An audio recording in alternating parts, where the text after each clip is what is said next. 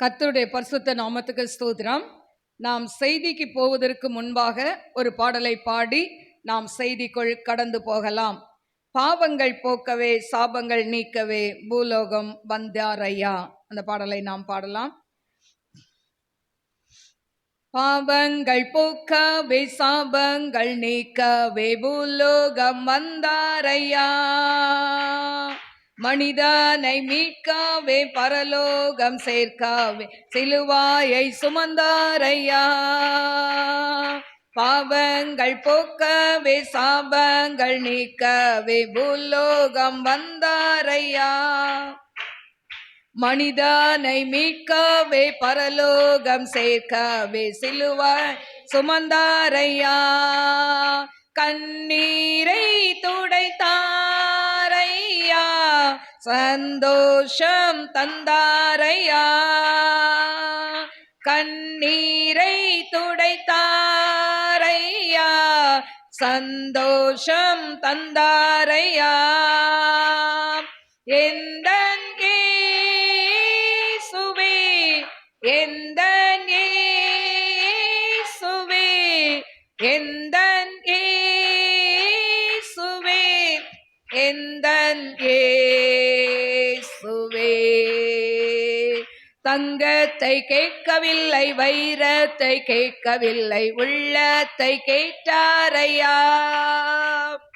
தங்கத்தை கேட்கவில்லை, வைரத்தை கேட்கவில்லை, உள்ளத்தை கேட்டாரையா. ஆஸ்தியை கேட்கவில்லை, அந்தஸ்தை கேட்கவில்லை, உள்ளத்தை கேட்டாரையா. ஆஸ்தியை கேட்கவில்லை, அந்தஸ்தை கேட்கவில்லை, உள்ளத்தை கேட்டாரையா. நான் தேடி போகவில்லை, என்னை தேடி வந்தாரையா. போகவில்லை, என்னை தேடி வந்தாரையா. எந்தன் இயேசுவே, எந்தன் இயேசுவே, எந்தன் இயேசுவே, எந்தன் இயேசுவே. தாய் உன்னை மறந்தாலும் தந்தை உன்னை மறந்தாலும் அவர் உன்னை மறக்க மாட்டார். தாய் உன்னை மறந்தாலும் தந்தை உன்னை மறந்தால் அவர் உன்னை மறக்க மாட்டார். நண்பர் உன்னை வெறுத்தாலும் உற்றார் உன்னை வெறுத்தால் அவர் உன்னை வெறுக்க மாட்டார். நண்பர் உன்னை வெறுத்தாலும் அவர் உன்னை வெறுக்க மாட்டார். கரம் பிடித்து நடத்திடுவார், கண்மலை மேல் நிறுத்திடுவார். கரம் பிடித்து நடத்திடுவார், கண்மலை மேல் நிறுத்திடுவார். எந்தன் இயேசுவே, எந்தன் இயேசுவே, எந்தன் இயேசுவே, எந்தன் இயேசுவே. கண்களை மூடி நாம் செபிப்போம். ஸ்தோத்திரிக்கிறேன் ஆண்டவரே, மகா பரிசுத்தமுள்ள நல்ல தகப்பனே, மக்க கொடா கொடி ஸ்தோத்திரங்களை ஏறெடுக்கிறேன் ஆண்டவரே. அப்பா நந்தியோடு ஸ்துதிக்கிறவர தீரபா லபூரியா ஷப்லி ஹோதனை கரபலபரபா ஊரி கரபலபரபலபரபா தீமா ராக்கனா சங்கரா தீன மாக்கரபா. அப்பா எங்கள் பாவங்களை போக்க இந்த பூமியில் வந்த தேவனே, அப்பா நீர் எங்களுக்காய் இரத்தத்தை சிந்தினீரே ஆண்டவரே. கடைசி சொட்டு இரத்தத்தை எங்களுக்காய் சிந்தி அப்பா எங்களை மீட்டு கொண்ட தேவனே, உமக்கு கோடி கோடி கோடான கோடிகளை ஸ்தோத்திரிக்கிறோம் ஆண்டவரே. அப்பா நந்தியோடு ஸ்துதிக்க கரபா தீமா ராக்கா ஷல்பி ஹோதனை ரிக்கந்தரால ரபே கரபா. அப்பா நன்றியோடு ஸ்துதிக்கிற ஸ்தோத்திரிக்கிற எங்கள் கண்ணீரை துடைக்கிற தேவன் நீர். எங்களை கரம் பிடித்து ஆண்டவரை கரம் பிடித்து நடத்துகிற தேவன் நீர் ஆண்டவரை. அப்பா மக்கள் ஸ்தோத்திரிக்கிற துதிக்கிற ஆண்டவரை. அப்பா எங்க கிட்ட நீர் தங்கத்தை கேட்கல ஆண்டவரை, ஆசையை கேட்கல, அந்தஸ்தை கேட்கலப்பா, எங்க உள்ளத்தை கேட்கிறேன்னு சொன்னீங்களே அப்பா. இதோ என் மகனே மகளே உன் இருதயத்தை எனக்கு தாய் என்று சொன்ன தேவா ஆண்டவரை, இந்த வேளையில எங்க இருதயத்தை கேட்கிறீரப்பா. இதோ ஆண்டவரை எங்களை அர்ப்பணிக்கிறோம் என்று சொல்கிற ஒவ்வொரு பிள்ளைகள் மீது ஒரு அபிஷேக தைலம் இறங்கட்டும் ஆண்டவரை. ரீதோ லைக் அ மன்ஷல் பிஹூதனாய் புரஹதனாய் கன்சிபோலா ரிபிகரபா உரிபிகரபா. தாய் தகப்பன் கைவிட்டாலும் நான் உன்னை சேர்த்துக் கொள்வேன் என்று சொன்ன தேவன், நண்பர்கள் உற்றார்கள் கைவிட்டாலும் நான் உன்னோடு கூட இருக்கிறேன் என்று சொன்ன தேவன். அப்பா நீங்க எங்க கூடவே இருக்கிறீங்கப்பா ஆண்டவரே. உமக்கு ஸ்தோத்திரிக்கிற துதிக்கிற ஆண்டவரே. பயப்படாதே, நான் உன்னோட இருக்கிறேன் என்று சொன்ன தேவன் எங்களோடு கூட இருக்கிறபடினால ஸ்தோத்திரிக்கிற ஆண்டவரே. அப்பா இந்த நாள்ல வந்திருக்கிற உம்முடைய பிள்ளைகள் என்னென்ன தேவையோடு வந்திருக்கிறாங்களோப்பா, அந்த தேவைகள் ஒவ்வொன்றையும் நீ சந்திப்பீராக ஆண்டவரே. அப்பா பரத்தில் இருந்து ஒத்தாசை அனுப்புவீராக டாடி. யூடியூப் மூலம் பார்த்து கொண்டு இருக்கிற உம்முடைய பிள்ளைகளுடைய வாழ்க்கையில அப்பா தகப்பனை என்ன தேவைகள் என்ன பிரச்சனைகள் உண்டு என்பதை அறிந்திருக்கிறீராப்பா. அவங்களுடைய பிரச்சனையிலிருந்து விடுதலையை கொடும் ஆண்டவரே. அப்பா உடைந்து போய் ஆண்டவரே இந்த வார்த்தைகளை கேட்டுக்கொண்டு இருக்கும் பொழுதே அப்பா உங்களுடைய வாழ்க்கையில இருக்கக்கூடிய அந்த கசப்புகள் போராட்டங்கள் ஆண்டவரே, குடும்பத்தில் இருக்கக்கூடிய சமாதான குறைவுகள் எல்லாவற்றை எடுத்து போடுவீராக டாடி. ஐ நிமிரோதரை போலாகசம் ரிபியோதனை கரபா. ஆவியானவரே உமக்கு நன்றி அப்பா, நன்றி அப்பா. அடிமை சிலுவை நிழலுக்குள்ள மறைத்து நீங்க பேசுங்க டாடி. ஒரு மனுஷனுடைய சத்தத்தை அல்ல, தேவ சத்தத்தை உடைய பிள்ளைகள் கேட்கட்டும். இயேசுவின் நாமத்தில் கேட்கிறேன் பிதாவே, ஆமென். கர்த்தருடைய பரிசுத்த நாமத்துக்கு ஸ்தோத்திரம். இந்த நாளில் வந்திருக்கிறவங்க அனைவருக்கும், யூடியூப்ல பார்த்து கொண்டு இருக்கிற அனைவருக்கும் ஆண்டவராகிய இயேசு கிறிஸ்துவின் நாமத்தில் உங்களுக்கு என் அன்பின் வாழ்த்துதலை தெரிவித்துக் கொள்கிறேன். எனக்கு அருமையான தேவ பிள்ளைகளே, இந்த நாளிலும் சுய இச்சை என்கிற தலைப்பில் நாம் செய்தியை நாம் தியானிக்கலாம். வாசிப்போம். யாக்கோபு 1:14. அவனவன் தன் சுய இச்சையினாலே இழுக்கப்பட்டு சிக்குண்டு சோதிக்கப்படுகிறான். அவனவன் தன் சுய இச்சையினாலே இழுக்கப்பட்டு சிக்குண்டு சோதிக்கப்படுகிறான். ஹல்லேலூயா. எனக்கு அருமையான தெய்வ பிள்ளைகளே, நம்ம வாழ்க்கையில பிரச்சனைகள் வருகிறதை பார்க்கிறோம், போராட்டங்கள் வருகிறதை பார்க்கிறோம், சில நிந்தைகள், அவமானங்கள், ஏமாற்றங்கள், தோல்விகள் நம் வாழ்க்கையில வருவதை பார்க்கிறோம். ஆனால் இதையெல்லாம் ஏன் வருகிறது என்று சொன்னால், நம்மளுடைய சுய இச்சை, நாமே தெரிந்து கொள்ளப்பட்ட காரியங்கள், நாமே நமக்கென்று தெரிந்து கொள்ளப்பட்ட வாழ்க்கை துணை இல்லாவிட்டால், நாம் தெரிந்து கொள்ளப்பட்ட வேலைகள், பிஸ்னஸ் இல்லாட்டா, நாம் தெரிந்து கொள்ளப்பட்ட பிள்ளைகளுடைய வாழ்க்கையில் படிப்பு காரியம், வேலை காரியம் எதுவா இருந்தாலும் நம்ம சுய இச்சையில இஷ்டத்துக்கு அதாவது நாம் சுய சித்தத்துக்கு நாம் சிலதை தெரிந்தெடுத்துக் கொள்கிறோம். ஆனால் அதன் பின்னால் அதிலிருந்து வருகிற விளைவுகள் வரும் பொழுதோ நாம் யாரை குறை சொல்கிறோம்? தேவனை குறை சொல்கிறோம். ஹல்லேலூயா. ஆனா ஆண்டவர் சொல்றாரு இதுல, இந்த யாக்கோபு ஆசிரியர் சொல்லும் பொழுது, அவனவன் தன் சுய இச்சையினாலே இழுக்கப்பட்டு சிக்குண்டு சோதிக்கப்படுகிறான். நம்ம இஷ்டத்துக்கு ஒன்ன செஞ்சுட்டு வேதனை வரும்போது ஆண்டவர் மேல பழி போடக்கூடாது. கருமையான தெய்வ பிள்ளைகளே, இந்த நாளிலும் ஒரு சிலரை நாம் வேதத்தில் பார்க்கலாம். சுய இச்சையினால் ஆரம்பிக்கப்பட்ட அவங்க வாழ்க்கை முடிவில் எப்படி இருந்தது அப்படின்னு சொல்லி நம்ம பார்க்கலாம். வாசிப்போம். ரூத் 1:1 நியாயாதிபதிகள் நியாயம் விசாரித்து வரும் நாட்களில் தேசத்திலே பஞ்சம் உண்டாயிற்று. அப்பொழுது யூதாவில் உள்ள பெத்லகேம் ஊரானாகிய ஒரு மனுஷன் தன் மனைவியோடும் 2 குமாரரோடும் கூட மோவாப் தேசத்திலே போய் சஞ்சரித்தான். போதும் பாருங்க. இப்ப இந்த இடத்துல பாத்தீங்கன்னா, நியாயாதிபதிகள் நியாயம் விசாரித்து வரும் நாட்கள்ல தேசத்துல என்ன வந்துதான்? பெரிய பஞ்சம் வந்துருச்சு. இப்ப பஞ்சம் வந்த உடனே அங்க இருந்து என்ன பண்றாங்க? ஒரு குடும்பம் அவங்க மோவாப் தேசத்தை நோக்கி பயணம் செய்கிறார்கள். கருமையான தெய்வ பிள்ளைகளே, இப்போ எந்த இடத்துல இருந்து கிளம்புறாங்க? பெத்லகேம் என்கிற இடத்துல. இந்த பெத்லகேம் என்பது அப்பத்தின் வீடு, ஆசிர்வாதத்தின் இடம். பெத்லகேம் என்கிற ஊர்ல தேவன் பிறந்த இடம். ஆனால் இந்த அப்பத்தின் வீடு, ஆசிர்வாதமான இடத்தை விட்டு மோவாப் என்கிற அருவருப்பான தேசத்துக்கு இவர்கள் கடந்து போகிறார்கள். என கருமையான தெய்வ பிள்ளைகளே, இந்த பெத்லகேம் என்று சொன்னால் எபிரேய மொழியில அதாவது ஹவுஸ் ஆஃப் காட் என்று சொல்லப்பட்டிருக்கு. அதே போல அரபிக் மொழியில பாத்தீங்கன்னா ஹவுஸ் ஆஃப் மீட் அப்படின்னா புலால் வீடு அப்படின்னு சொல்லப்பட்டிருக்கு. என கருமையான தெய்வ பிள்ளைகளே, அப்பத்தின் வீடு அப்படின்னு சொன்னா ஹவுஸ் ஆஃப் பிரெட். இப்படி ஆசிர்வாதமான இடத்தை விட்டு இவங்க எங்க போறாங்க? அருவருப்பான தேசத்தை தெரிந்தெடுத்து கொண்டார்கள். இன்றைக்கு நம் வாழ்க்கையில் எப்படி இருக்கிறோம்? ஆண்டவர் நம்மளை ஒரு இடத்திற்கு போக சொன்னால் அங்கு போகாமல் வேறு இடத்திற்கு கடந்து போகிறோமா? சற்று யோசித்து பாருங்கள். ஹல்லேலூயா. நாங்க இந்த இடத்துக்கு வரும்பொழுது வீடு தேடி அலைந்தோம், பல இடங்கள்ல அலைந்தோம். செங்கல்பட்டு வரைக்கும் கூட வீடு பார்த்தோம். ஹல்லேலூயா. ஆனால் ஆண்டவர் ஒரு நாள் சொன்னாரு, நீ பூந்தமல்லியில பார் என்று சொல்லி. ஹல்லேலூயா. அதிகாலையில ஒரு சத்தம் கேட்டு எழுந்தேன். அந்த சத்தத்தை கேட்டு கீழ்ப்படிந்தோம். அதன் விளைவாக தான் இங்கு வந்தோம். ஹல்லேலூயா. ஆண்டவர் இன்னைக்கு எங்களை ஆசிர்வதித்து இருக்கிறார். ஹல்லேலூயா.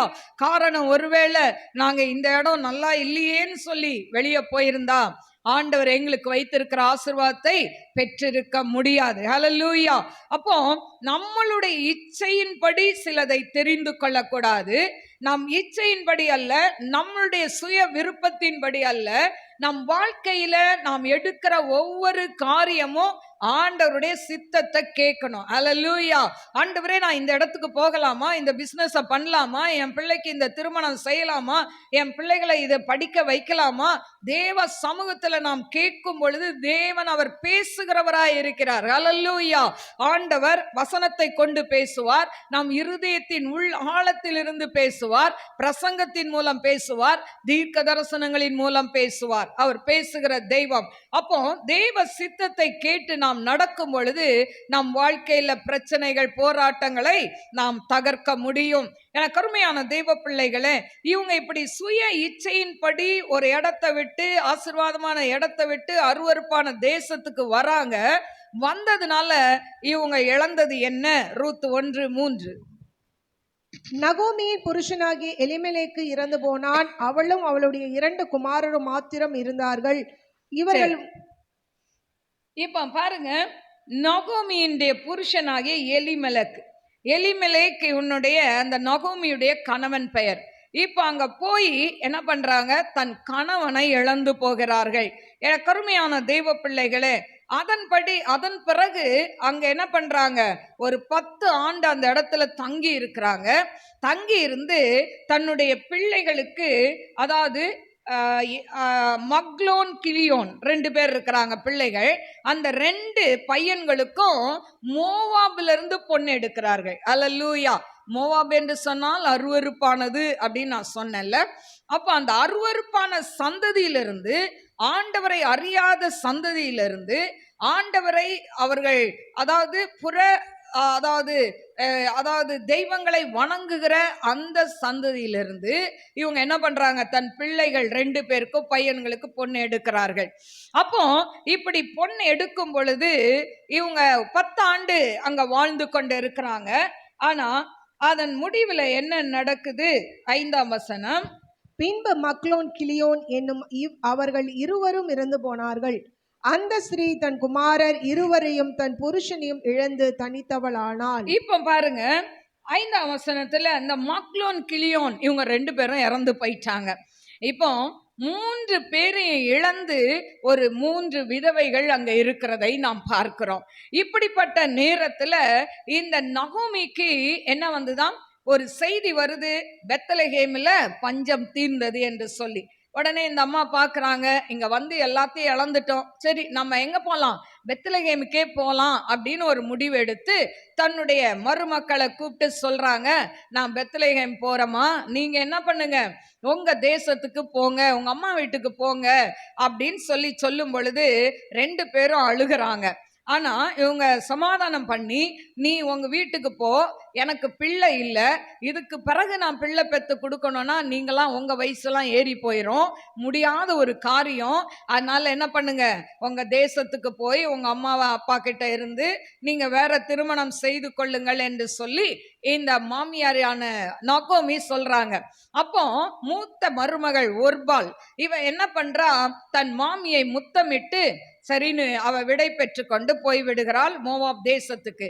ஆனா இந்த ரூத் இளைய மருமகள் மட்டும் இல்ல இல்ல, நான் உங்களை விட்டு போகவே மாட்டேன் அப்படின்னு சொல்றா. ஹல்லேலூயா. இவ ஏன் அப்படி சொன்னா, இதுக்கு என்ன காரணம் அப்படின்னு சொன்னா, ரூத் 1:16. அதற்கு ரூத், நான் உம்மை பின்பற்றாமல் உம்மை விட்டு திரும்பி போவதை குறித்து என்னோட பேச வேண்டாம், நீர் போகும் இடத்திற்கு நானும் வருவேன், நீர் தங்கும் இடத்திலே நானும் தங்குவேன், உம்முடைய ஜனம் என்னுடைய ஜனம், உம்முடைய ஜனம் என்னுடைய ஜனம், உம்முடைய தேவன் என்னுடைய தேவன், உம்முடைய தேவன் என்னுடைய தேவன். அல்லேலூயா.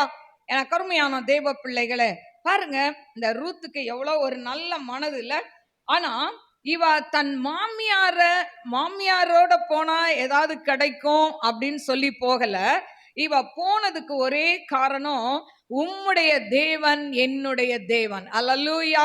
ஏன் சொன்னா, ஒரு முறை ஆண்டவரை ரட்சகர் என்று ஏற்றுக்கொண்டாள். ஏன் சொன்னா மோவாபியர்லாம் ஏசப்பாவை வணங்க மாட்டாங்க.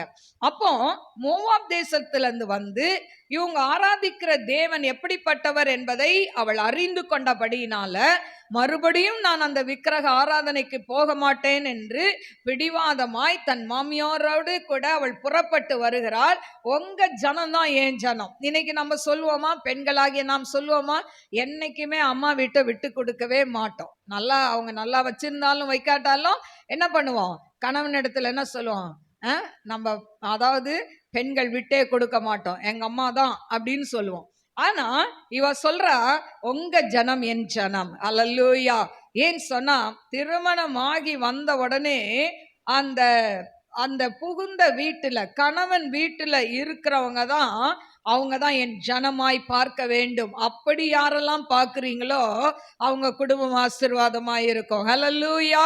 எனக்கு அருமையான தேவ பிள்ளைகளே, இப்ப சொல்றாங்க, உம்முடைய தேவன் என்னுடைய தேவன் அப்படின்னு சொல்லி இன்னும் சொல்றா. அடுத்த வசனம் 17, நீர் மரணமடையும் இடத்தில் நானும் மரணமடைந்து அங்கே அடக்கம் பண்ணப்படுவேன், மரணமே அல்லாமல் வேறொன்றும் உம்மை விட்டு என்னை பிரித்தால் கர்த்தர் அதற்கு சரியாகவும் அதற்கு அதிகமாகவும் எனக்கு செய்ய கடவர் என்றாள். பாருங்க, அந்த ரூத்து அவ சொல்ற, மரணமே ஒழிய உங்களை என்னைய யாராலையும் பிரிக்க முடியாது, நான் உங்க கூட தான் வருவேன் அப்படின்னு சொல்லி அவ ஒத்த காலில் நின்னுட்டு மாமியாரோட கூட வந்துடுறா. அல்லேலூயா.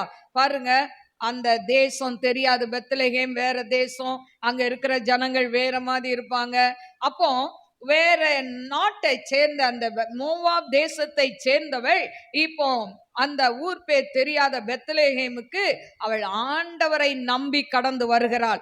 இப்படி வரும்பொழுது பாத்தீங்கன்னா, இவங்க வரதை பார்த்தோன்னா எல்லாரும் ஆச்சரியப்படுறாங்க. ஐயோ, நகோமியான்னு கேட்குறாங்க. ஊரை விட்டு போயிட்டாங்க, ஊருக்குள்ள வந்தோன்னு என்ன கேட்குறாங்க, ஐயோ நகோமி இல்லை இவங்க அப்படின்னு கேட்ட உடனே அவள் பாருங்க, அவள் சொல்கிற ஒரு காரியம் என்னன்னா, அதற்கு அவள் 20ஆம் வசனம், நீங்கள் என்னை நகோமி என்று சொல்லாமல் மாறாள் என்று சொல்லுங்கள், சர்வ வல்லவர் எனக்கு மிகுந்த கசப்பை கட்டளையிட்டார். பாருங்க, சர்வ வல்லவர் மிகுந்த கசப்பை கட்டளையிட்டார். ஆண்டவர் அங்க கசப்பை கொடுத்தாரு, ஆண்டவர் அவங்க வாழ்க்கையில எல்லாத்தையும் இழந்து போக வச்சாரு? இல்ல, இவன் பெத்லகேமை விட்டு மோவாபுக்கு போனான். அப்போ நல்லா ஒரு அப்பத்தின் வீடு, ஆசீர்வாதமான வீட்டை விட்டு மோவாப் என்கிற அருவருப்பான தேசத்துக்கு போனதுனால தன் கணவன் தன்னுடைய மகன் எல்லாத்தையும் இழந்து இப்ப மறுபடியும் அந்த தேசத்துக்கு வராங்க. அப்ப ஜனங்கள் அவளை பார்த்து சந்தோஷப்பட்டு சொல்லும் போது அவ சொல்றா, என்னை நகோமின்னு ஏன் சொல்றீங்க, என் பேர் என்ன? மாறாள், கசப்பு. கசப்பை கத்தர் கட்டளையிட்டார்.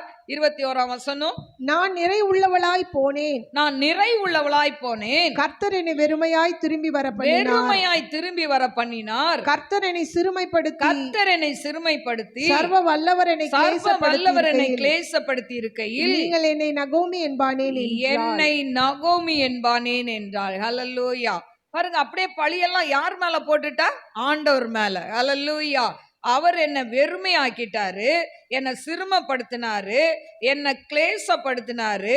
என்ன போய் நகோமி. நகோமி என்றால் அதாவது சந்தோஷம், சிரிப்பு. சரியா? மாறாள் என்றால் கசப்பு. மாறாள்னு கூப்பிடுங்க. நகோமிக்கு அந்த பேருக்கு நான் பாத்திரவான் அல்லன்னு சொல்றா.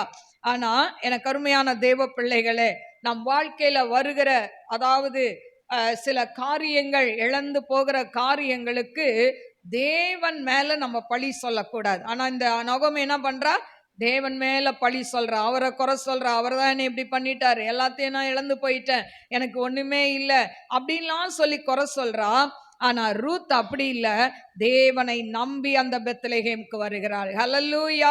ஆண்டவரை நம்பினபடினால ஆண்டவர் அவளை எப்படி ஆசீர்வதிக்கிறார் என்று சொல்லி தான் பார்க்க போகிறோம். ஹல்லேலூயா. அதாவது நகோமி இச்சையின்படி அவன் என்ன பண்றா? இங்க பஞ்சமா இருக்கு, சாப்பிட இல்லையே, எல்லாருமா போனாங்க இல்லையே. ஆனா இப்போ இங்க இருந்து என்ன பண்றது? போயிடலாம், ஆசீர்வாதமா போய் மோவாப்ல நல்லா இருக்கலாம், வாழலான்னு தான் போனாங்க. போன இடத்துல இழந்து போயிட்டாங்க எல்லாத்தையும். ஆனா அந்த ரூத் மட்டும் ஆண்டவரை பிடித்து கொண்டதுனால அவளுக்கு ஆண்டவர் என்ன ஆசீர்வாதத்தை கொடுத்தார் என்று சொல்லி நாம் பார்க்கலாம்.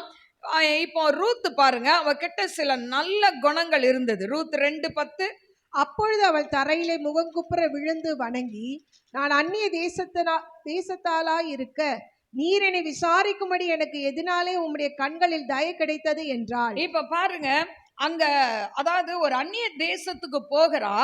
அப்ப தன் மாமியார் சொன்னபடி போவாஸ் என்கிற அதாவது வயல்வெளிக்கு போகிறா. அங்க பார்த்தா அது போவாசுடைய வயல்வெளி.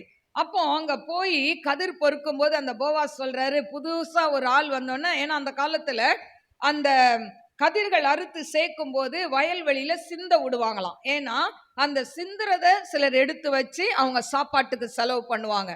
அதனால இவன் சொல்றான், அது நீங்க கதிரெல்லாம் சிந்த விடுங்க, அவளை ஈனப்படுத்தாதீங்க, அவங்க ஒடிஞ்சு போய் வந்திருக்கிறாங்க, அதனால அவங்களுக்கு நீங்க உங்க அப்பத்தை கொடுங்க, தண்ணியை கொடுங்க அப்படின்னு போவாஸ் சொல்றார். அப்ப சொல்றா, எதனால உங்க கண்கள் எனக்கு தயவு கிடைத்தது அப்படின்னு கேட்கும்போது 11ஆம் வசனம், போவாஸ் பிரயுத்தரமாக, உன் புருஷன் மரணம் அடைந்த பின்பு நீ உன் மாமியாருக்காக செய்ததும், நீ உன் தகப்பனையும் உன் தாயையும் உன் ஜென்ம தேசத்தையும் விட்டு முன்னே நீ அறியாத ஜனங்களிடத்தில் வந்ததும் எல்லாம் எனக்கு விவரமாய் தெரிவிக்கப்பட்டது. பாருங்க, நீ உன் புருஷனை இழந்துட்ட, ஆனா உன் மாமியாருக்கு நீ செய்யறது, உங்க தகப்பன், உங்களுடைய தாய், சொந்த தேசம் இதெல்லாம் விட்டுட்டு நீங்க வந்திருக்கிற, அத நான் விவரமாய் கேட்டு அறிந்து கொண்டேன் அப்படின்னு சொல்லிட்டு 12ஆம் வசனம் சொல்றாரு. போவாஸ், செய்கைக்கு தக்கதாக பலனை கர்த்தர் உனக்கு செய்கைக்கு தக்கதாக பலனை கர்த்தர் உனக்கு கட்டளையிடுவாராக. இஸ்ரவேலின் தேவனாகிய கர்த்தருடைய செட்டைகளின் கீழ் அடைக்கலமாய் வந்த உனக்கு அவராலே நிறைவான பலன் கிடைப்பதாக. பாருங்க, இந்த போவாஸ் சொல்கிற வார்த்தை என்ன? இஸ்ரவேலின் தேவனாகிய கர்த்தருடைய செட்டையின் கீழ் அடைக்கலமாய் வந்த உனக்கு என்ன சொல்றாரு? அவராலே நிறைவான பலன் கிடைப்பதாக. அப்போ எனக்கு அருமையான தேவ பிள்ளைகளே, ஒரு பக்கம் நம்ம வாழ்க்கையில சில இழப்புகள் வந்தாலும் இழப்புகளை நினைத்து ஆண்டவரை குறை சொல்லாமல், நம் வாழ்க்கையில வந்த துக்கத்தை நினைத்து நாம் தேவனை மறந்து போகாமல் அவரை பிடித்து கொண்டோம் என்று சொன்னால் தேவன் நமக்கு நிறைவான பலனை கொடுப்பார். ஹல்லேலூயா. எனக்கு அருமையான தேவ பிள்ளைகளே, பாருங்க, சில நேரம் சில காரியங்கள் நமக்கு சம்பவிக்க தான், அதாவது சில காரியங்கள் நம்ம நினைச்சு கூட பார்த்திருக்க மாட்டோம், சில காரியங்கள் நமக்கு சம்பவிக்கும், அது நமக்கு மிக வேதனையாக இருக்கும். ஆனாலும் ஆண்டவர் எல்லாவற்றையும் அறிந்திருக்கிற தேவன். ஹல்லேலூயா. எனக்கு அருமையான தேவ பிள்ளைகளே, இப்ப பாத்தீங்கன்னா இந்த இடத்துல போவாஸ் அவனுக்கு ஆறுதல் சொல்கிறதை பார்க்கிறோம், அவளுடைய நல்ல குணத்தை அப்ரிஷியேட் பண்ணுகிறத பார்க்கிறோம்.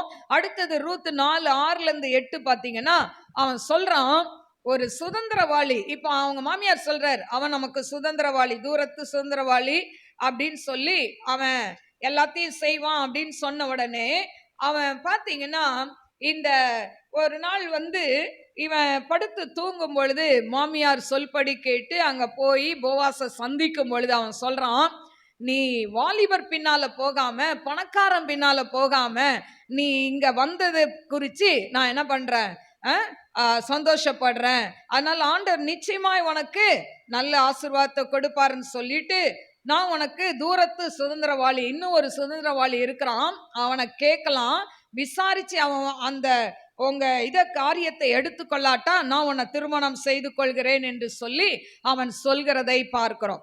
அப்ப அந்த சுதந்திரவாளி, கிட்டின சுதந்திரவாளினா அந்த முறைப்படி உள்ள அந்த ஆளை கேட்கும் போது அவர் சொத்தெல்லாம், அதாவது ஆஸ்தியெல்லாம் போது வாயை திறந்து வாங்கிக்கிறேன்னாரு.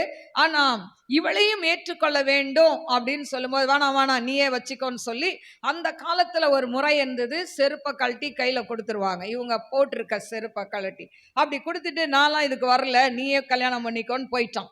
இப்போ 4:13 ரூத் 4:13 இந்த பெண்ணிடத்திலே கர்த்தரை உனக்கு அருளி செய்ய போகிற சந்தானத்தினாலே உன் வீடு தாமார் யூதாவுக்கு பெற்ற பேரேசின் வீட்டை போல் ஆக கடவது என்றார்கள். போவாஸ் ரூத்தை விவாகம் பண்ணினான், அவள் அவனுக்கு மனைவியானாள். அவன் அவளிடத்தில் பிரவேசித்த போது அவள் கர்ப்பம் தரித்து ஒரு ஆண் பிள்ளையை பெற கர்த்தர் அனுகிரகம் பண்ணினார். பாருங்க, இப்போ போவாசை திருமணம் செய்து கொண்டால் ஆண்டவர் ஒரு ஓபேத்தை கொடுக்கிறார். ஹல்லேலூயா. ஒரு குழந்தை பாக்கியத்தையும் கர்த்தர் கொடுக்கிறார். ஹல்லேலூயா.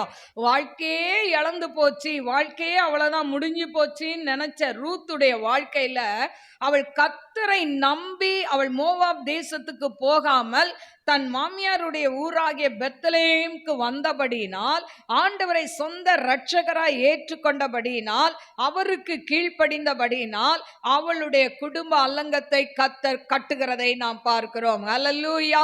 நாமும் கர்த்தரை விட்டு பின்வாங்காமல் நமக்கு வருகிற துக்கத்தில், வேதனையில், அவமானத்தில், நிந்தையில் அவர்தான் எனக்கு தேவன் என்று சொல்லி நாம் உறுதியாய் நிற்கும் பொழுது நம்மளுடைய குடும்ப அல்லங்கத்தை கட்டி எழுப்புவார். ஹல்லேலூயா.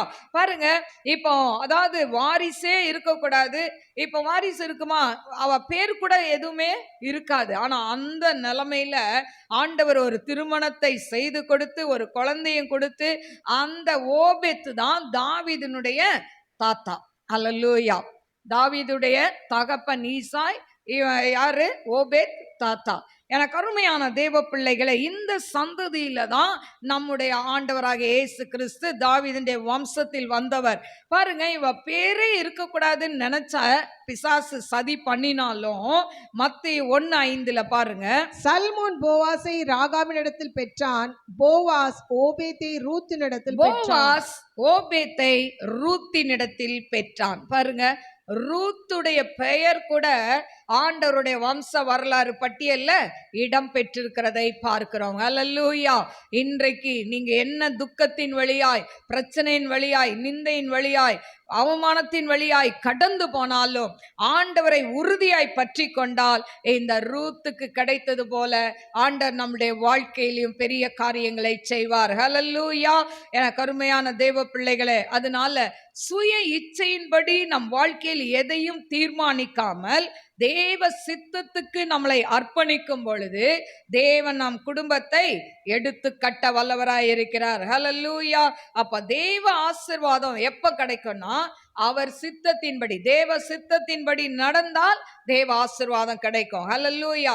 அப்ப சுய இச்சையினால வந்த காரியம் என்ன? இழப்பு. ஆனா அதுலயும் ரூத் ஆண்டவரை பிடித்து கொண்டதுனால அவள் வாழ்க்கை கட்டப்பட்டது. இரண்டாவது நபரை சொல்ல விரும்புகிறேன், அதுதான் தாவீது. ஹல்லேலூயா.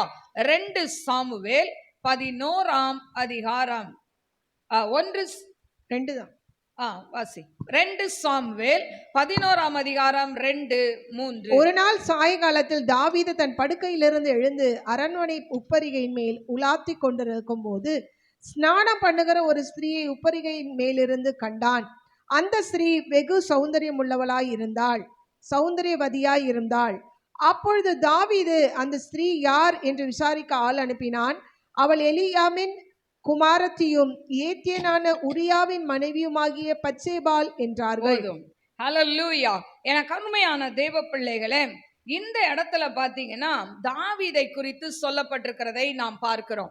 தாவீதை குறித்து வேதம் சொல்கிறது, இந்த பச்சைபால்ட்ட செய்த பாவத்தை தவிர அவன் எந்த பாவமும் செய்யவில்லை என்று. ஆனால் இதுல என்ன சொல்லப்பட்டிருக்கு, யுத்தத்துக்கு போக வேண்டிய தாவீது அவன் என்ன பண்ணிட்டான், ஜனங்களை அனுப்பிட்டு அல்ல யோவாப் அவனுடைய சேவகர்கள் அம்மோன் புத்திரரை அழிக்கிறதுக்காக அனுப்பிட்டு தாவீது எங்க இருந்துட்டான், எருசலேம்ல இருந்துட்டான்.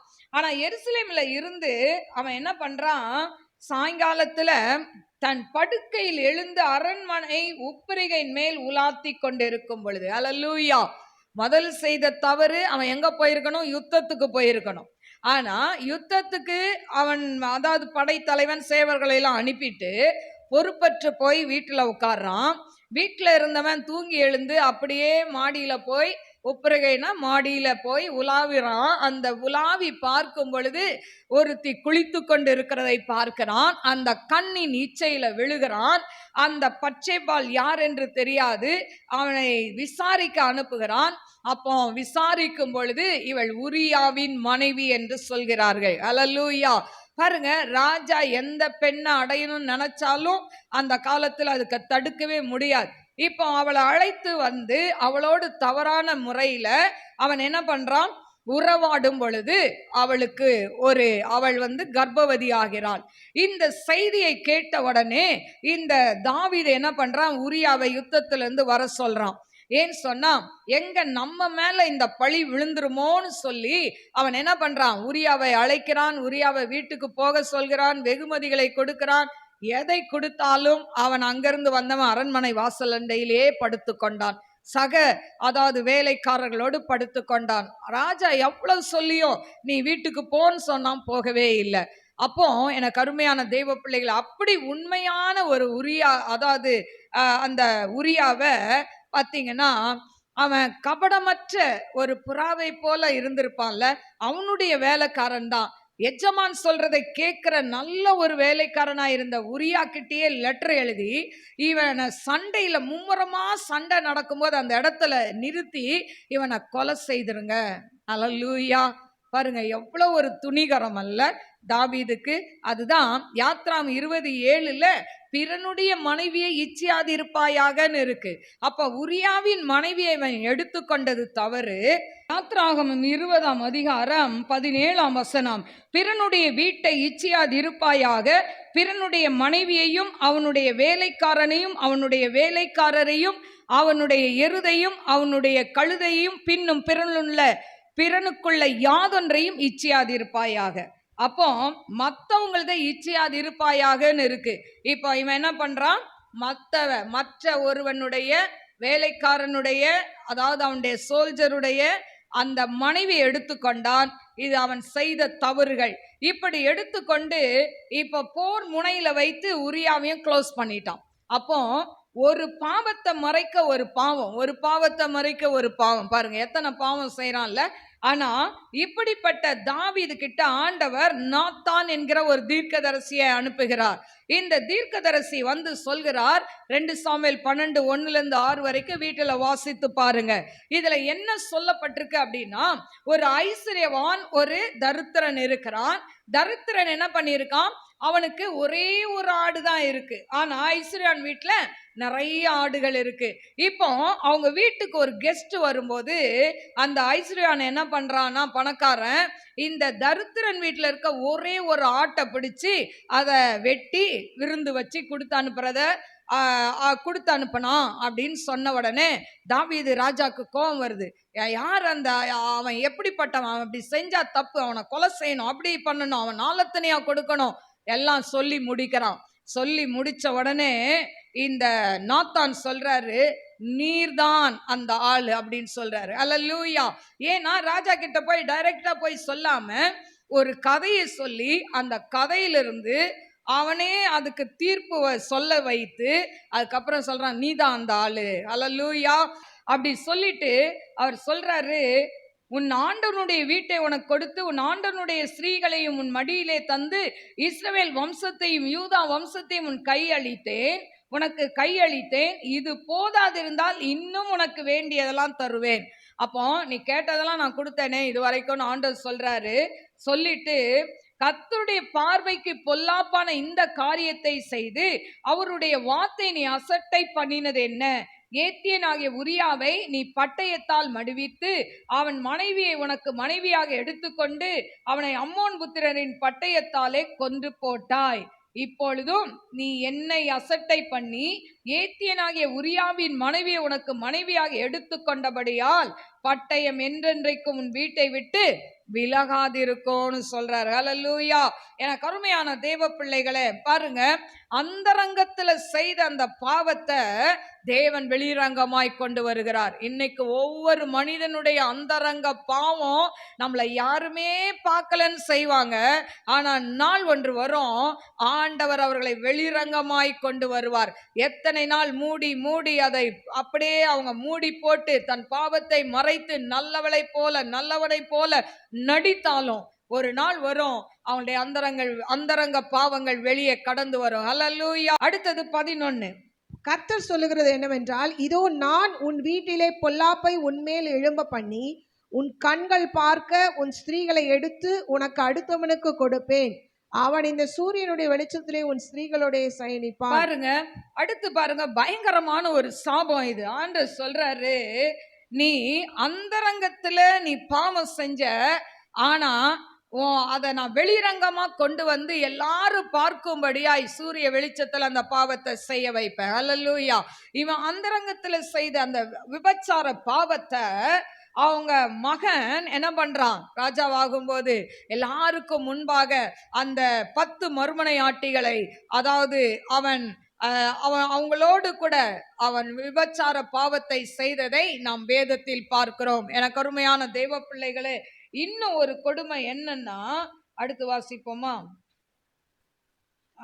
13ஆம் வசனம். அப்பொழுது தாவீது நாத்தானிடத்தில், நான் கர்த்தருக்கு விரோதமாய் பாவம் செய்தேன் என்றான். நாத்தான் தாவீதை நோக்கி, நீ சாகாதபடிக்கு கர்த்தர் உன் பாவம் நீங்க செய்தார். ஆனாலும் இந்த காரியத்தினாலே கர்த்தருடைய சத்துருக்கள் தூஷிக்க நீ காரணமாய் இருந்தபடியினால் உனக்கு பிறந்த பிள்ளை நிச்சயமாய் சாகும் என்று சொல்லி நாத்தான் தன் வீட்டுக்கு போய்விட்டான். பாருங்க, இப்போ ஆண்டவர் பாரபட்சம் பார்க்கிற தேவனே இல்லை. அவர் சொல்றாரு, நீ பாவம் செஞ்சதுனால உனக்கு பிறக்கிற பிள்ளை என்ன பண்ணும்? அது செத்து போகும் அப்படின்னு சொல்றாரு. அதே போல 15ஆம் வசனத்தில், அப்பொழுது கர்த்தர் உரியாவின் மனைவி தாவீதுக்கு பெற்ற ஆண் பிள்ளை அடித்தார், அது வியாதியாய்ப்பட்டு கேவலமாய் இருந்ததுன்னு சொல்லப்படும். என்ன வியாதினே தெரியல, அப்படி ஒரு வியாதி இருந்ததை நாம் பார்க்கிறோம். எனக்கு அருமையான தேவ பிள்ளைகளே, அப்ப பாவத்தின் சம்பளம் என்னது? நிச்சயமாய் மரணம். இவன் சொல்றான், அந்த ஆட்டை கொன்னுட்டப்போ அவன் சொல்றான், இப்படி செய்தவன் அந்த ஆட்டுக்குட்டிக்காக 4 திரும்ப செலுத்த வேண்டும், 4 மடங்கு செலுத்தணும்ன்றான். அதே போல இவன் என்ன சொன்னானோ அதே மாதிரி இவன் அந்த ஒரே ஒரு உரியாவை கொன்னதுனால 4 பிள்ளைகளை அவன் இழக்கிறான். 2 சாமுவேல் 12:15 உரியாவின் மனைவி பச்சேபால் பெற்ற மகனை இழக்கிறாள். 2வது அம்னோனை இழக்கிறான். 2 சாமுவேல் 13:28-30 வரைக்கும் வாசித்து பாருங்க. தன் மகன் அம்னோனை இழந்து போகிறான். அடுத்தது 2 சாமுவேல் 18:14-15 அப்சலோமை இழந்து போகிறான். கர்வாலி மரத்துல அவன் தொங்கிக் கொண்டு இருந்தான், வானத்துக்கும் பூமிக்கும் நடுவாக, அவனை இழந்து போகிறான். அடுத்தது 1 ராஜாக்கள் 1:24-25 அதோனியா என்கிற அந்த மகனை அவன் இழந்து போகிறான். இந்த அதோனியா என்ன கேட்கிறான்னா, சாலமோன் கிட்ட, சாலமோனுடைய அவங்க அம்மா கிட்ட, பச்சேபால்கிட்ட கேட்கிறான், எனக்கு, அதாவது அந்த தாவீது வயதான போது அவனுக்கு பணிவிடை செய்ய வைத்திருந்த அந்த ஸ்ரீயை கேட்கிறான். அதனால பார்த்தான் சாலமோன், அவனை தீர்த்து கட்டினான். பாருங்க, ஆக ஒரே ஒரு உரியாவை கொன்றதுக்கு 4 பிள்ளைகளை அவன் இழந்து போனான். ஹல்லேலூயா. பழைய ஏற்பாட்டின்படி 1 நம்ம இது பண்ணோம்னா 4 மடங்கு திரும்ப கொடுக்கணும். அதே போல ஒரு உரியாவை கொன்ன பாவம் 4 பிள்ளைகளை அவன் தன் வாழ்க்கையில் இழந்து போகிறதை பார்க்கிறோம். ஹல்லேலூயா. என கருமையான தேவ பிள்ளைகளே, ஏன் இதை சொல்கிறேன் என்று சொன்னால், தாவீது இச்சைக்குள் விழுந்தான். ஹல்லேலூயா. அவன் இச்சை என்கிற கண்ணின் இச்சைக்குள்ள விழுந்து அவன் இஷ்டப்படி உரியாவின் மனைவியை எடுத்து கொண்டதுனால இவ்வளோ சாபங்களையும் அவன் சந்திக்கிறதை பார்க்கிறோம். இதை கேட்டுக்கொண்டிருக்கிற அன்பு சகோதர சகோதரிகளே, யூடியூப்ல பார்க்கிற அன்பு சகோதரிகளே, உங்க வாழ்க்கையில இப்படிப்பட்ட பாவங்கள் இருக்கும் என்று சொன்னால் நாம் தாவீது நமக்கு ஒரு எக்ஸாம்பிளா இருக்கணும். ஹல்லேலூயா! எவ்வளோ ஒரு காரியத்தை இழந்து போனதை பார்க்கிறோம். அதனால இன்றைக்கு நாம் சுய இச்சைக்குள் விழாமல் தேவ சித்தத்தை செய்கிறவர்களாய் நாம் மாற வேண்டும். ஹல்லேலூயா! அடுத்தது ஒரு நபரை நாம் பார்க்கலாம். சுய இச்சையில விழுந்த நபர் யாருன்னா ஏலியின் பிள்ளைகள். ஹல்லேலூயா!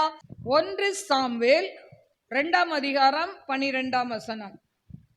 ஏலியின் குமாரர் பேலியாளின் மக்களாய் இருந்தார்கள், அவர்கள் கர்த்தரை அறியவில்லை. இந்த ஏலியின் குமாரர் யாராம்? பேலியாளின் மக்களாய் இருந்தார்களாம். அவங்க யார அறியல? கர்த்தரை அறியல. ஏலி ஒரு ஊழியக்கார பிள்ளைகள் கர்த்தரை அறியல. அதே ஏலி கிட்ட சின்ன சாம்வேல் வளர்கிறான். ஹல்லேலூயா! ஆலயத்தின் பணிவிடைகளை செய்து அவன் வளர்ந்து கொண்டு வருகிறதை பார்க்கிறோம். இந்த ஏலி பிள்ளைங்க என்ன பண்ணாங்கன்னா, காணிக்க, அதாவது இஸ்ரவேல் ஜனங்கள் கொண்டு வருகிற காணிக்கையில கை வைத்தார்கள். ஹல்லேலூயா! 12ஆம் வசனம் வாசிட்டல. ஓகே, 14. அந்த ஆசாரியர்கள் ஜனங்களை நடப்பித்த விதம் என்னவென்றால், எவனாகிலும் ஒரு பலியை செலுத்தும் காலத்தில் இறைச்சி வேகும்போது ஆசாரியனுடைய வேலைக்காரன் 3 கூறுள்ள ஒரு ஆயுதத்தை தன் கையிலே பிடித்து வந்து அதனாலே கொப்பரையினாலாவது பானையிலாவது சருவத்திலாவது சட்டியிலாவது குத்துவான். அந்த ஆயுதத்தில் வருகிறதை எல்லாம் ஆசாரியன் எடுத்துக்கொள்ளுவான். அப்படி அங்கே சீலோவிலே வருகிற இஸ்ரவேலருக்கெல்லாம் செய்தார்கள். பாருங்க, இப்ப சீலோவுல பலி செலுத்த வருகிற எல்லாருக்கும் என்ன பண்ணுவாங்களாம்? ஆசாரியர்கள் அதாவது அவங்க பலி செலுத்துறதுக்கு முன்னால அந்த இறைச்சி வேகும் போதே என்ன பண்ணுவாங்களாம்? அவங்க என்ன பண்ணுவாங்க? 3 கூறுள்ள அந்த ஆயுதத்தை, நல்லா அந்த நம்ம இப்பெல்லாம் வச்சிருக்கோம்ல ஃபோர்க் மாதிரி, அத மாதிரி எடுத்துட்டு அப்படி குத்தும் போது எந்தெந்த கறியெல்லாம் அகப்படுதோ அதையெல்லாம் இவங்க எடுத்துக்குவாங்களாம் வேகாமலே. அப்போ அவங்க சொல்றாங்க, கொழுப்பையாவது நாங்க தகனிச்சிட்டு கொடுக்குறோம் அப்படின்னு சொன்னா அவங்க என்ன பண்றாங்க? இல்ல, நீ பொரிக்கும்படி எங்களுக்கு இறைச்சியை கொடு, நீ கொழுப்பெல்லாம் எடுக்க வேணாம், அப்படியே எங்களுக்கு கொடுக்கணும்னு சொல்லி அந்த பலி செலுத்த விடாம தடை பண்ணினார்களாம். இப்படி தடை பண்ணும்போது அவங்க சொல்றாங்க, நீ குடுக்குறியா இல்லையா? இல்லைன்னா பலவந்தமா எடுத்துக்கொள்வோம் அப்படின்னு சொல்லுவாங்களாம். இப்படி மிரட்டியே காணிக்க கொண்டு வருகிற அந்த பலி செலுத்த வருகிற எல்லாருடைய பலிகளையும் இவங்க ஆண்டவருக்கு கொடுக்க முன்னால இவங்க எடுக்க ஆரம்பிச்சுட்டாங்க. இது கர்த்தருக்கு பிரியம் இல்லாமல் இருந்தது. வர ஜனங்கள் கூட ஏண்டா பலி செலுத்த வரோன்னு சொல்லி அவங்க வெறுப்பா தங்கள் காணிக்கைகளை செலுத்தினார்களாம். இது ஒரு பக்கம் இருக்க, 2வது பாத்தீங்கன்னா விபச்சார பாவம் செய்கிறார்கள். 2ஆம் அதிகாரம் 22ஆம் வசனம். ஏலி மிகுந்த கிழவனாய் இருந்தான். அவன் தன் குமாரர் இஸ்ரவேலுக்கெல்லாம் செய்கிற எல்லாவற்றையும் அவர்கள் ஆசரிப்பு கூடாரத்தின் வாசலில் கூட்டம் கூடுகிற ஸ்திரீகளுடைய சயனிக்கிறதையும் கேள்விப்பட்டு அவர்களை நோக்கி, நீங்கள் இப்படிப்பட்ட காரியங்களை செய்கிறது என்ன? இந்த ஜனங்கள் எல்லாரும் உங்கள் பொல்லாத நடக்கைகளை சொல்ல கேட்கிறேன். என் குமாரரே வேண்டாம், நான் கேள்விப்படுகிற இந்த செய்தி நல்லது அல்ல. கர்த்தருடைய ஜனங்கள் மீறி நடக்கிறதற்கு காரணமாய் இருக்கிறீர்களே. இப்ப இவன் ஏலி என்ன பண்றான்? அவங்கள கண்டிக்க தான் செய்யறான். ஆனாலும் அந்த பிள்ளைகள் என்ன பண்ணல? கீழ்ப்படியாததுனால பாத்தீங்கன்னா அவங்களுக்கு என்ன சாபம் பாத்தீங்கன்னா 25ஆம் வசனம். மனுஷனுக்கு விரோதமாக மனுஷன் பாவம் செய்தால் நியாயாதிபதிகள் அதை தீர்ப்பார்கள். ஒருவன் கர்த்தருக்கு விரோதமாய் பாவம் செய்வானே ஆகில் அவனுக்காக விண்ணப்பம் செய்யத்தக்கவன் யார் என்றான். 27. சாமுவேல் என்னும் பிள்ளையாண்டானோ பெரியவனாக வளர்ந்து கர்த்தருக்கும் மனுஷனுக்கும் பிரியமாக நடந்து கொண்டான். தேவனுடைய மனுஷன் ஒருவன் ஏலியினிடத்தில் வந்து, கர்த்தர் உரைக்கிறது என்னவென்றால், உன் பிதாவின் வீட்டார் எகிப்திலே பார்வோன் வீட்டில் இருக்கையில் நான் என்னை அவர்களுக்கு வெளிப்படுத்தி என் பலிபீடத்தின் மேல் பலியிடவும் தூபம் காட்டவும் என் சமூகத்தில் ஏபோத்தை தரிக்கவும் இஸ்ரவேல் கோத்திரங்களில் எல்லாம் அவனை எனக்கு ஆசாரியனாக தெரிந்து கொண்டு உன் பிதாவின் வீட்டாருக்கு இஸ்ரவேல் புத்திரருடைய தகன பலிகளை எல்லாம் கொடுக்கவில்லையா? போதும். எனக்கு அருமையான தேவ பிள்ளைகளே, ஆண்டவர் சொல்றாரு, உங்களுக்கு நான் இப்படிலாம் பண்ணினேனே சொல்லிட்டு, என் வாசஸ்தலத்திலே செலுத்தும்படி நான் கட்டளையிட்ட என் பலியையும் என் காணிக்கையையும் நீங்கள் உதைப்பானேன். என் ஜனமாகிய இஸ்ரவேலின் காணிக்கைகளில் எல்லாம் பிரதானமானவைகளை கொண்டு உங்களை கொழுக்க பண்ணும்படிக்கு நீ என்னை பார்க்கிலும் உன் குமாரரை மதிப்பானேன் என்கிறார். அப்போ ஆண்டவர் தீர்க்கதரிசி மூலம் சொல்றார், நீ என்ன காட்டிலும் அவன் பிள்ளைங்களை நீ ஏன்பா மதிக்கிற அப்படின்னு சொல்லி ஆண்டவர் அவங்களுக்கு அதாவது பின்னால சாபத்தை கொடுக்கிறதை பார்க்கிறோம். என்ன சாபம் அப்படின்னா 30ஆம் வசனத்துல, ஆகையால் இஸ்ரவேலின் தேவனாகிய கர்த்தர் சொல்கிறதாவது, உன் வீட்டாரும் உன் பிதாவின் வீட்டாரும் என்றென்றைக்கும் என் சந்நிதியில் நடந்து கொள்வார்கள் என்று நான் நிச்சயமாய் சொல்லியிருந்தோம். இனி அது எனக்கு தூரமாய் இருப்பதாக. என்னை கனம் பண்ணுகளை நான் கனம் பண்ணுவேன், என்னை அசட்டை பண்ணுகளை நான் கன ஈனப்படுவார்கள் என்று கர்த்தர் சொல்கிறார். ஹல்லேலூயா. அப்ப நீங்க என்ன கனவீனப்படுத்தினா நீங்க கனவீனப்படுவீங்க அப்படின்னு சொல்றாரு.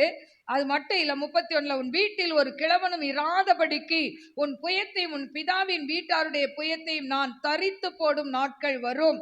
ஹல்லேலூயா. இதுக்கு பின்னால பாத்தீங்கன்னா ஆண்டவர் நிறைய சாபங்களை கொடுக்கிறதை பார்க்கிறோம். அது மட்டுமல்ல, 34வது வசனத்துல, ஓப்னி பினகாஸ் என்னும் உன் 2 குமாரரின் மேல் வருவதே உனக்கு அடையாளமாயிருக்கும், அவர்கள் இருவரும் ஒரே நாளில் சாவார்கள். ஹல்லேலூயா. அருமையான தேவ பிள்ளைகளே, இது இத்தனையும் சொல்லி முடித்தாரு. இது நடந்ததா? இந்த சாபம் கொடுத்த சாபம் நிறைவேறிச்சான்னு பார்க்கலாம். 1 சாமுவேல் 4:11. தேவனுடைய பெட்டி பிடிக்கப்பட்டது, ஏலியின் 2 குமாரராகிய ஓப்னியும் பினகாசும் ஆண்டார்கள். பாருங்க, ஓப்னியும் பினகாசும் என்ன பண்ணிட்டாங்க? இறந்து போயிட்டாங்க. உடன்படிக்கை பெட்டி பிடிக்கப்பட்டதுன்னு கேள்விப்பட்ட உடனே பாருங்க, இவங்க யுத்தத்துல மாண்டு போயிட்டாங்க. அடுத்தது இதை கேள்விப்பட்ட ஏலிக்கு என்ன ஆச்சுன்னா 1 சாமுவேல் 4ஆம் அதிகாரம் 17. செய்தி கொண்டு வந்தவன் பிரயுத்திரமாக, இஸ்ரவேல் பெலிஸ்தியருக்கு முன்பாக முறிந்தோடி போனார்கள், ஜனங்களுக்குள்ளே பெரிய சங்காரம் உண்டாயிற்று, உம்முடைய குமாரராகிய ஓப்னி பினகாஸ் என்னும் இருவரும் இறந்து போனார்கள், தேவனுடைய பெட்டியும் பிடிபட்டு போன. பாருங்க, இப்ப செய்தியை சொல்றாங்க, ஓப்னி பினகாஸ் இறந்து போயிட்டாங்க, தேவனுடைய பெட்டி பிடிபட்டு அப்படின்னு சொன்ன உடனே என்ன ஆச்சு அவருக்கு? 18. அவன் தேவனுடைய பெட்டியை குறித்து சொன்ன உடனே ஏலி ஆசனத்திலிருந்து வாசலின் பக்கமாய் மல்லாக்க விழுந்தான். அவன் கிழவனும் ஸ்தூலித்தவனுமாய் இருந்தபடியால் அவன் பிடரி முறிந்து செத்து போனான். அவன் இஸ்ரவேலை 40 வருஷம் நியாயம் விசாரித்தான். பாருங்க, சாபம். ஹல்லேலூயா. எனக்கு அருமையான தெய்வ பிள்ளைகளே, அப்ப காரணம் என்ன? இந்த பிரச்சனைகள் வர காரணம் என்ன? ஆண்டவரா? இல்லையே. அப்போ இந்த ஏலியின் பிள்ளைகள் அங்க இஸ்ரவேல் ஜனங்கள் செலுத்த வருகிற அந்த பலியை இவர்கள் கர்த்தருக்கென்று செலுத்த வராங்க. அந்த பலியை இவர்கள் என்ன பண்றாங்க? இஷ்டத்துக்கு அவர்கள் வாங்கி கொள்கிறார்கள், தனக்கு வேண்டியதை எடுத்துக்கொள்கிறதை நாம் பார்க்கிறோம். கருமையான தெய்வ பிள்ளைகளே, அது மட்டுமல்ல, பாத்தீங்கன்னா அந்த விபச்சார பாவத்தையும் செய்யறாங்க. அங்க வர அந்த பலி செலுத்த வருகிற ஸ்திரீகளோடு விபச்சார பாவத்தை செய்கிறதையும் பார்க்கிறோம். இதெல்லாம் ஆண்டவர் பார்க்கிறாரு. அப்பதான் சொல்றாரு, ஒரே நாள்ல 2 பிள்ளைகளை இறந்துரும் அப்படின்னு ஒன்னு. இந்த யுத்தத்தில் அவர்கள் இறக்கிறதை பார்க்கிறோம், ஏலி இறக்கிறதை பார்க்கிறோம். எனக்கு அருமையான தெய்வ பிள்ளைகளே, அப்ப இன்னைக்கு ஒன்றை நல்லா கவனிங்க. நம்ம வாழ்க்கையில சில இழப்புகள் வந்தால் அது ஆண்டவருடைய குற்றம் அல்ல, நம்மளுடைய சுய இச்சையின்படி சில காரியங்களை செய்வதனால். அல்லேலூயா. எனக்கு அருமையான தேவ பிள்ளைகள், அதனால நம்ம வாழ்க்கையில வர இழப்புகளுக்கு எல்லாம் காரணம் ஏசப்பான்னு நினைச்சீங்கன்னா நம்மளை போல பரிதபிக்கப்பட்டவர்கள் கிடையவே கிடையாது. ஏன்னு சொன்னா ஆண்டவர் நம்மளுடைய இக்கட்டிலிருந்து தூக்கி விடுகிற தேவன், பிரச்சனை நேரத்துல நம்மை காப்பாற்ற வருகிற தேவன். இயேசுவேன்னு கூப்பிட்டா ஆண்டவர் என்ன பண்ணுவாரு? இறங்கி உதவி செய்வார். அப்படிப்பட்ட நல்ல தேவனை நாம் வைத்திருக்கிறோம். அதனால உங்க வாழ்க்கையில வர போராட்டம் பிரச்சனைகளுக்கு ஆண்டவர் தான் முடிவுன்னு தீர்வு கட்டாம, ஆண்டவர் அழைத்த அழைப்புல தேவன் நம்மை தெரிந்து கொண்ட காரியத்துல கர்த்தருக்கென்று நாம் ஓட வேண்டும். கடைசி வரைக்கும் ஓட வேண்டும். முடிவு பரியந்தம் நிலைத்திருப்பவனே ரட்சிக்கப்படுவான். இடையில நீங்க மறுதளிச்சிட்டீங்கன்னா நீங்க எங்க போவீங்க? நரகத்துக்கு தான் போக முடியும். எவ்வளவுதான் நல்லா ஜெபித்து ஒருவேளை பிசாச ஓட்டி பேய ஓட்டி ஊழியம் செய்து என்ன செஞ்சாலும் கடைசி வரைக்கும் கடவுளுக்குள்ள நிக்காட்டா நாம் போகிற ஒரே இடம் நரகம். அல்லேலூயா. அதனால கடைசி வரைக்கும் ஆண்டவரே நான் உம்மோடு கூட இருக்கணும். அப்படி ஆண்டவர்ட்ட நம்ம ஜெபிக்கணும். நடுவுல வரக்கூடிய இழப்புகளை நினைச்சு சோர்ந்து போகாதீங்க. தாவீது தன்னை கர்த்தருக்குள் திடப்படுத்தி கொண்டான் என்று சொல்லப்பட்டிருக்கு. தாவீது நல்ல மனிதன் தான், சின்னதிலே அபிஷேகம் பெற்றவன் தான். ஆனாலும் கண்ணின் இச்சையில விழுந்து போறான். இன்னைக்கு அநேகர் அப்படிதான். ஆலயத்துக்கு வருவாங்க, ஆண்டவரை அறிந்து கொள்வார்கள், ரட்சிக்கப்படுவார்கள், மூழ்கி ஞானஸ்நானம் அபிஷேகம் எல்லாமே இருக்கும். ஆனா சில நேரங்கள்ல அந்த கண்ணின் இச்சையில விழுந்துட்டா அப்புறம் அவங்களுடைய வாழ்க்கை அப்படியே என்ன ஆயிரும், தலைகீழாய் மாறிவிடும். அதனால நம்ம ஆண்டவர் சமூகத்துல நாம் ஒவ்வொரு நாளும் பரிசுத்தத்துக்காய் ஜெபிக்க வேண்டும். ஆண்டவரே என்னை பரிசுத்தப்படுத்துங்கப்பா, என் கண்களை பரிசுத்தப்படுத்துங்க அப்படின்னு சொல்லி ஒவ்வொரு நாளும் பரிசுத்தத்துக்காய் கெஞ்சி ஜெபிங்க. நல்லா ஜெபிக்கணும், வேதத்தை வாசிக்கணும். கர்த்தருக்கு பிரியமா இருந்தீங்கன்னா உங்களுக்கு விரோதமாய் செயல்படுகிற எல்லா சத்துருவின் கிரியைகளும் அழிக்கப்பட்டு போகும். ஹல்லேலூயா. கடைசியா யாக்கோபு 1:13 நாம் வாசிப்போம். யாக்கோபு 1:13. சோதிக்கப்படுகிற எவனும் நான் தேவனால் சோதிக்கப்படுகிறேன் என்று சொல்லாதிருப்பானாக. சோதிக்கப்படுகிற எவனும் தேவனால சோதிக்கப்படுறேன்னு சொல்லாதீங்க. தேவன் பொல்லாங்கினால் சோதிக்கப்படுகிறவர் அல்ல. ஒருவனையும் அவர் சோதிக்கிறவரும் அல்ல. அவர் பொல்லாங்கினால சோதிக்க மாட்டார் உங்களை என்னையும். அவனவன் தன் சுய இச்சையினாலே இழுக்கப்பட்டு சிக்குண்டு சோதிக்கப்படுகிறான். பின்பு இச்சையானது கர்ப்பம் தரித்து பாவத்தை பிறப்பிக்கும். பாவம் பூரணமாகும் பொழுது மரணத்தை பிறப்பிக்கும். அதனால இன்றைக்கு வந்திருக்கிற நீங்க இன்னைக்கு சுய இச்சையில நீங்க நடக்கிறீங்களா? உங்க சொந்த ஐடியால உங்க காரியத்தை செய்றீங்களா? இல்ல உங்க வாழ்க்கையில செய்கிற ஒவ்வொரு காரியத்துக்கும் ஆண்டவருடைய சித்தத்தை கேட்கிறீங்களா? கொஞ்சம் யோசித்து பாருங்க. தேவ சித்தத்தை கேட்டு நடங்க. கர்த்தர் உங்க வாழ்க்கையில பெரிய காரியங்களை செய்வார். கண்களை மூடி நாம் ஜெபிப்போம். ஸ்தோத்திரிக்கிறேன் ஆண்டவரே, மகா பரிசுத்தமுள்ள நல்ல தகப்பனே, உமக்கு கோடி கோடி ஸ்தோத்திரங்களை ஏறெடுக்கிறேன் ஆண்டவரே. அன்பின் தேவனே, நந்தியோடு ஸ்துதிக்கிறவர தீரபா லபூரி அம்தரா லக்க ஷத்ருபி ஹம்தரால ரபிகரபா ஊரி கரபலபரபா தீபால பாக்கரபா ரீமா கரபா தீபால ரபிகான் ஷல்பியோதனை கரபா. ஆண்டவரே உமக்கு ஸ்தோத்திரிக்கிறேன் அப்பா. சுய இச்சைக்குள்ள ஆண்டவரே அப்பா, சுய சித்தத்துக்குள்ள எடுக்கிற முடிவு ஆண்டவரே அப்பா அது ஆசீர்வாதமா இல்லை என்கிறதை நாங்கள் பார்த்தோம் ஆண்டவரே. எங்க வாழ்க்கையில அப்பா எங்க இஷ்டத்துக்கு எங்க சுய இச்சையில சுய சித்தத்துல ஆண்டவரே செய்யாதபடி எல்லா காரியத்திலையும் உங்க சித்தத்தை நாடி நிற்க கிருபை கொடுங்க டாடி. உங்க சித்தத்தை கேட்டு நடக்க கிருபை கொடுங்க டாடி. உங்களுடைய கரத்துல எங்களை தாழ்த்தி ஒப்பு கொடுக்கிறோம்ப்பா. இதை யூடியூப்ல பாக்குற பிள்ளைகள் கூடப்பா என்னென்ன மனநிலைமையில இருந்து இதை பார்த்தாலும் ஆண்டவரே அவங்க வாழ்க்கையில ஒருவேளை அவங்க சுயமா எடுத்த முடிவுகள் இன்னைக்கு ஆண்டவரை அப்பா அது ஆசீர்வாதம் இல்லாம ஜெயமா இல்லாம முடிவு ஒருவேளை அப்பா தேவனே ஆண்டவரே பரிதாபமா இருந்தாலும் மறுபடியும் அவங்க குடும்பங்களை எடுத்து கட்டுங்கப்பா. அவங்க குடும்ப அலங்கங்கள் கட்டப்படட்டும் ஆண்டவரை. ஏசப்பா மனம் இறங்கி அற்புதத்தை செய்யுங்கப்பா. மனம் இறங்கி அதிசயத்தை செய்யுங்கப்பா. ஆண்டவரே பிரிந்து வாழ்ந்து கொண்டிருக்கிற பிள்ளைகளுக்கு ஆண்டவரே அவங்க குடும்பத்தை மறுபடியும் இணைத்து அவங்க ஆலங்கங்கள் கட்டப்படட்டும் ஆண்டவரே. ரிபா லபா கபா லிபா ரது பி லபோ கா ஷல்பியோதரை. ஆண்டவரே ரூத் வாழ்க்கையில செய்த அற்புதங்கள் அதிசயங்கள் உம்முடைய பிள்ளைகளுக்கு நடக்கட்டும் என்று ஜெபிக்கிறேன் ஆண்டவரே. உம்முடைய அன்பின் கரத்துல தாழ்த்துகிற ஆசீர்வதிங்க. இயேசுவின் நாமத்தில் கேட்கிறேன் பிதாவே, ஆமென். God bless you. God bless you.